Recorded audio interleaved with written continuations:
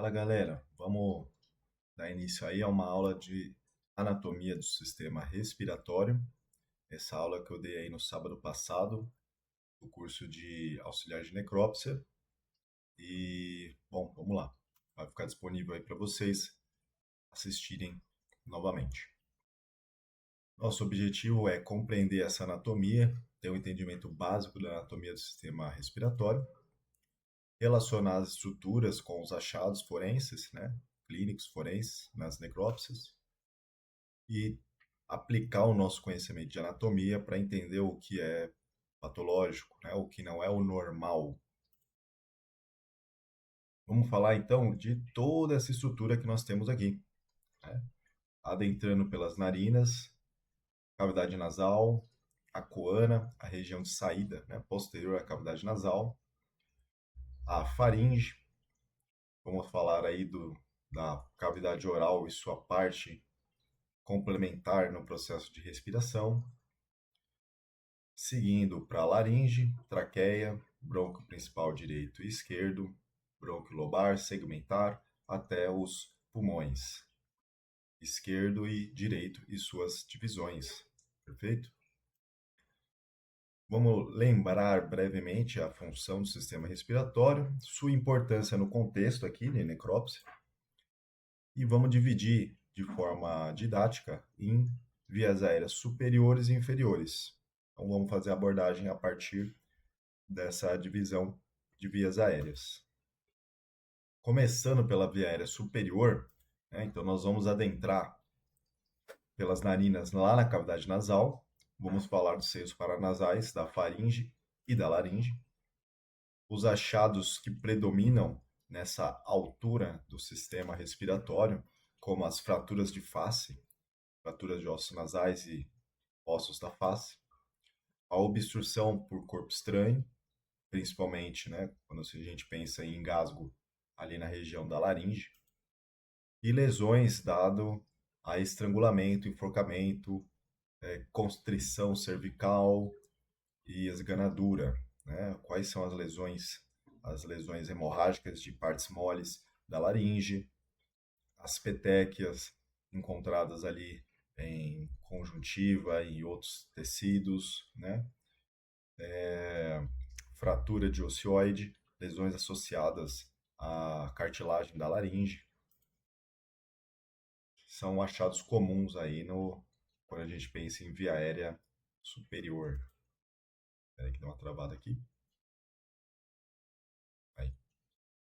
Então, começando aí pelo nariz, esse marco aí na característica individual de cada um, né? Então, o nariz é uma estrutura que identifica muito bem as pessoas, né? Ele é composto por uma raiz que está entre as sobrancelhas, por um dorso, sua parte maior, né? Sua parte abaixo da raiz, e um ápice que é a ponta do nariz, né? Sem falar da famosa asa nasal, né?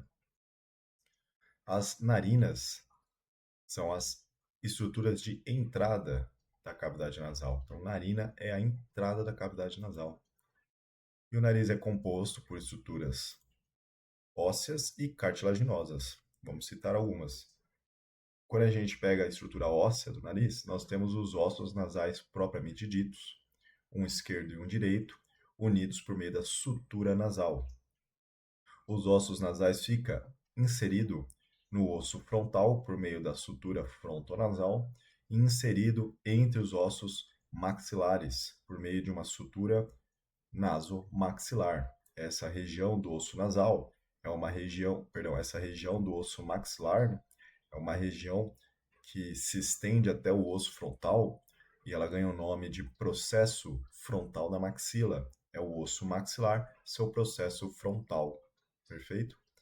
E aí tem outra sutura relacionada, né, à maxila, que é a sutura frontomaxilar, entre esse processo frontal da maxila e o osso frontal que está acima.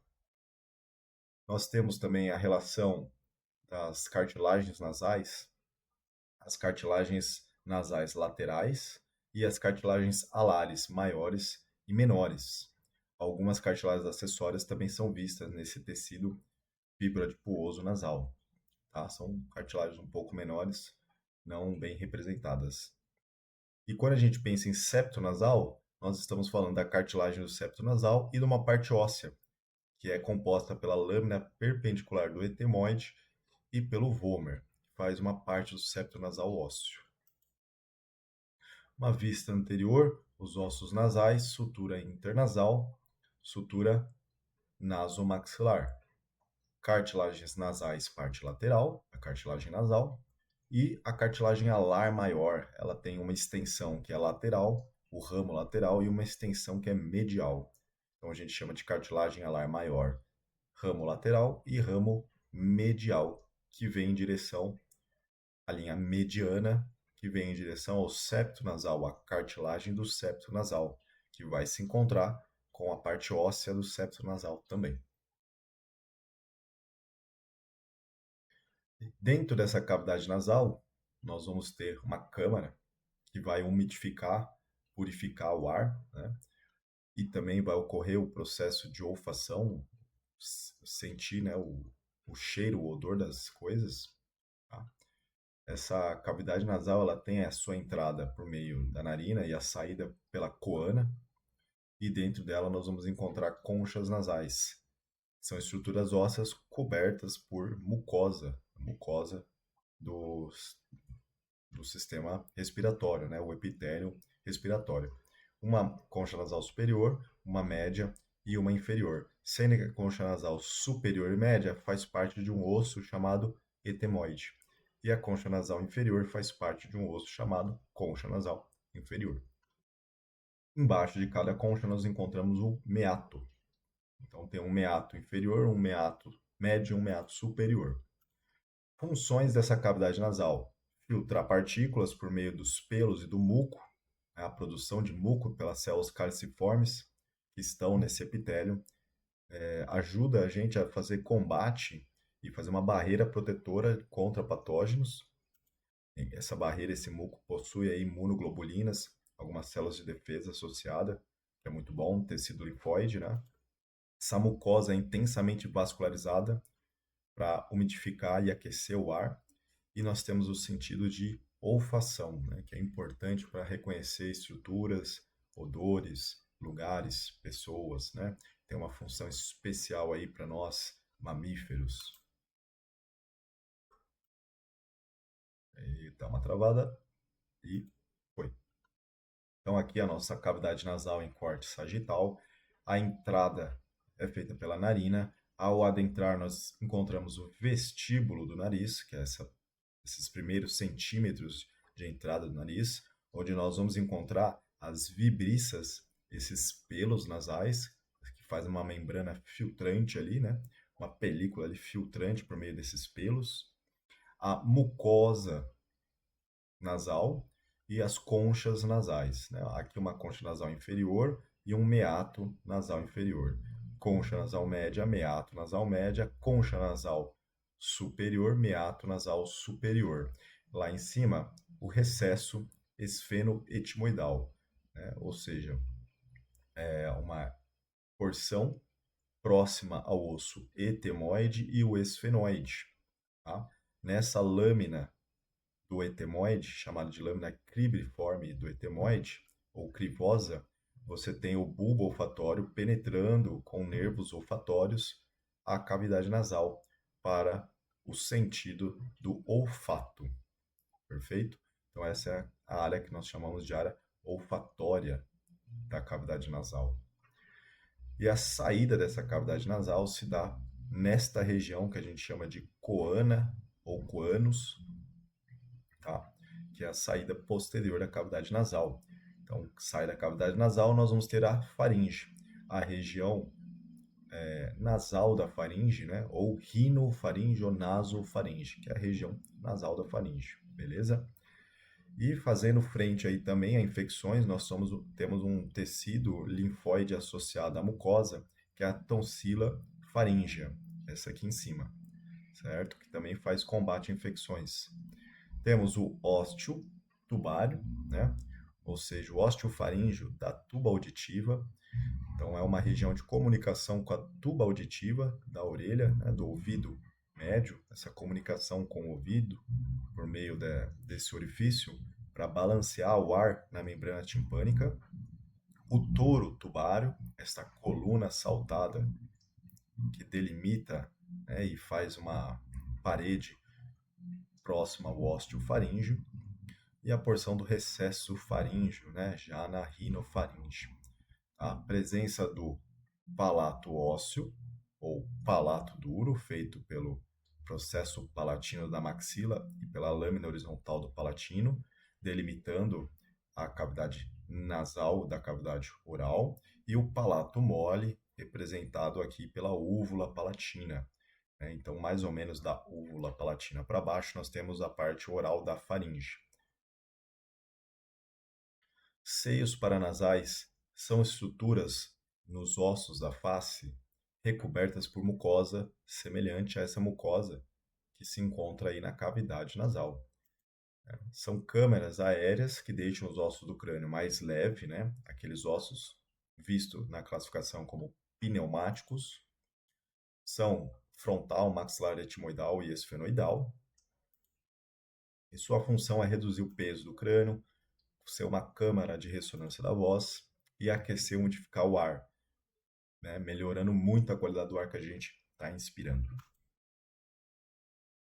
Tá? Então aqui os principais seios, né? O seio maxilar, as células aéreas etimoide e o seio frontal. E esses seios têm um formato característico de pessoa para pessoa.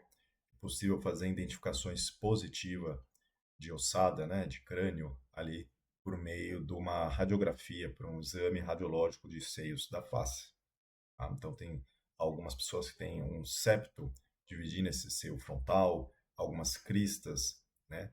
O tamanho dele também muda de acordo com o indivíduo, com a idade. Olha só. Então aqui a gente tem um corte coronal da região de ossos da face, né? As conchas nasais estão aqui, ó, a concha nasal inferior, a média, tá? Então aqui é a cavidade nasal, um septo nasal com um ligeiro desvio, também é uma coisa comum, né? Relativamente comum de se encontrar. E temos aqui a relação de idade e crescimento do seio da face. Então um indivíduo de 1 ano, ele tem um seio frontal e um seio maxilar bem pequeno, né? De 4 anos de vida, 8, 12 anos, 20 anos até os 60 anos, o seio da face já é bem volumoso, ele se expande bastante aqui no osso, né? Nos que a gente chama de recesso alveolar do seio maxilar, pode até inclusive tocar a raiz dos dentes. Então esses seios da face dá um indicativo também associado à idade do indivíduo.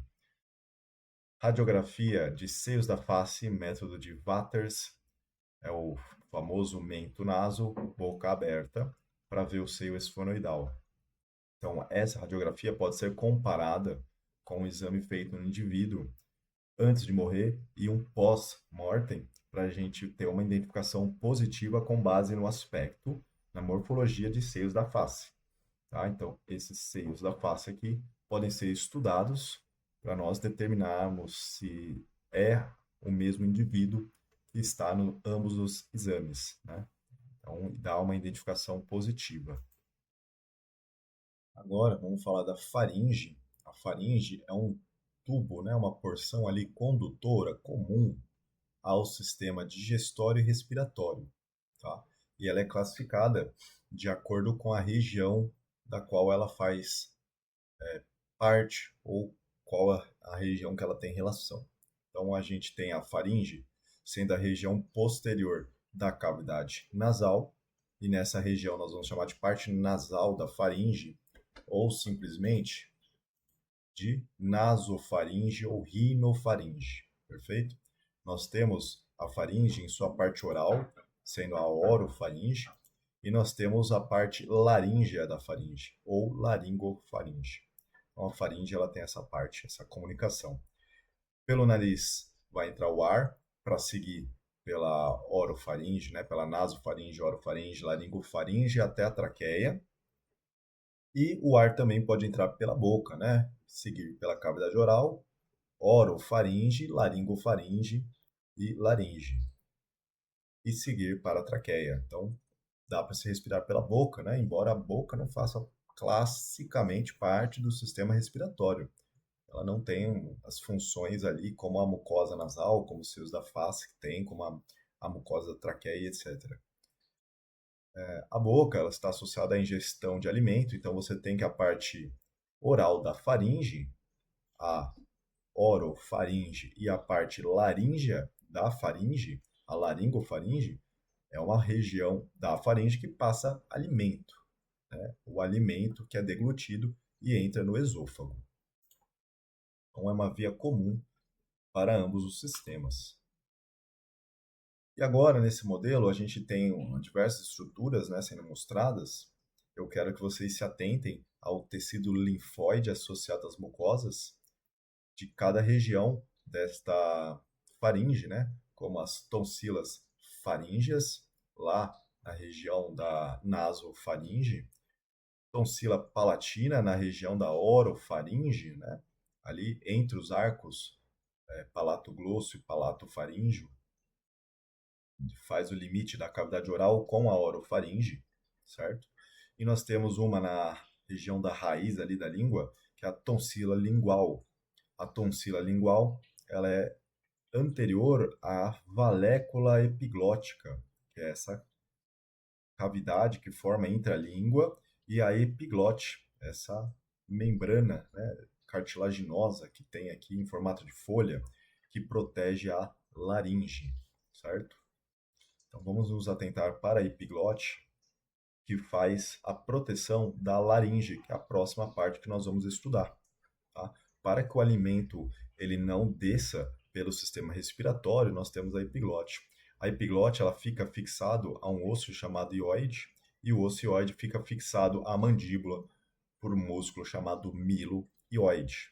Né? Tem músculos do assoalho da boca, em especial o milo ióide, que o fixa na base da mandíbula e, quando é tracionado, ajuda nos movimentos da deglutição para fechar a entrada da epiglote, ou ádio da epiglote, ou ádio da laringe, perdão. O ádio da laringe é a entrada, né, que nós temos na laringe, perfeito? A laringe ela é anterior ao esôfago, então faça essa observação também. O esôfago passando aqui atrás e a laringe aqui na frente. Ao adentrar na laringe, você vê a prega vestibular acima e a prega vocal ligeiramente abaixo da prega vestibular, que é a prega que realmente vai produzir o som, né, a fonação que nós temos. E nós vamos também delimitar, né, essa região como a região das pregas vocais como glote, né? Vamos dar um nome de região epiglótica, acima da glote, a entrada da laringe, a epiglote, região de epiglote, cartilagem epiglótica, a glote, a região das cordas vocais, e uma câmara infraglote, abaixo das cordas vocais. E mais para baixo, seguindo o trajeto, temos a traqueia. Perfeito? Aqui é uma vista posterior, foi removido, né, do indivíduo desde a língua até a laringe e a traqueia, para um exame, né, aprofundado dessa região da laringe. Nós conseguimos ver aqui a epiglote, certo? A traqueia e a região da glote. Câmara infraglótica, tá? E as pregas vocais. Para um exame, por exemplo, a pesquisa de uma obstrução, um engasgo, né? Alguma coisa que possa estar fazendo uma obstrução ou um edema de glote, alguma coisa do tipo, presença de secreção ou líquido ou hemorragias. Então, esse exame foi feito de forma a romper a membrana traqueal, né, e examinar de póstero anterior a laringe e a traqueia. A laringe ela é conhecida pelo seu esqueleto cartilaginoso. Então, acima, sustentando o esqueleto cartilaginoso, nós temos o ocioide. E abaixo, protegendo essa laringe, anteriormente, nós temos a cartilagem tireoide, principalmente. Tá? A cartilagem tireoide, essa cartilagem em formato de escudo da laringe, que tem uma proeminência visível, né? A proeminência laríngea da cartilagem tireoide, que ela é visível no indivíduo masculino, principalmente, né? Na região anterior do pescoço, bem fácil de palpar. Possui as lâminas da cartilagem tireoide, os cornos da cartilagem tireoide, um corno superior e um corno inferior, e seus ligamentos associados. Um ligamento da cartilagem tireoide ao osso ióide, que é o ligamento tireoióideo mediano, e um ligamento da cartilagem tireoide à cartilagem cricoide, chamado de ligamento cricotireoideo mediano. Fixando o corno superior direito e esquerdo da cartilagem tireoide, nós temos a membrana tireoióide, que faz a conexão da tireoide com o osso ióide, e esse osso ióide, ele sustenta essa cartilagem, né? Ele mantém ela fixada. Por meio desse osso ióide, músculos e outros ligamentos se inserem, né? Como o ligamento estiloide, que vai do crânio ao osso ióide. Músculos como o de gástrico também se conectam ao ióide e mantém ali ele fixado ao assoalho da boca, de forma que quando alguns músculos do assoalho se contraiam, tracione para cima o ióide junto à laringe e acione o mecanismo de fechamento da epiglote, né, proteção da glote. Então esse osso ióide ele possui um corno menor e um corno maior, né, que vai estar associado ligamentos e tendões para sustentá-lo, tá? E abaixo da região da nossa laringe, nós vamos ter os anéis traqueais, os anéis da traqueia, beleza? Então, nós temos aqui a laringe entre a faringe e a traqueia, de uma região que a gente chama da terceira vértebra cervical até a sexta. A laringe ela é composta pelas cartilagens tireoide, cricoide, epiglote e aritenoides, que é vista na região posterior, né? Não dá para ver aqui. Nessa região nós vamos encontrar as pregas vocais. Temos a produção de voz, a fonação, né? E a proteção contra a aspiração de corpo estranho por meio da epiglote. Então aqui, uma peça cadavérica, a cartilagem tireoide, aqui, o osso ióide, ligamento tireoióide mediano e a membrana tireoióide. Temos aqui a cartilagem tireoide, ligamento cricotireoideo mediano, cartilagem cricoide, alguns músculos associados e para baixo a traqueia. Tá? Foi seccionado também a glândula tireoide.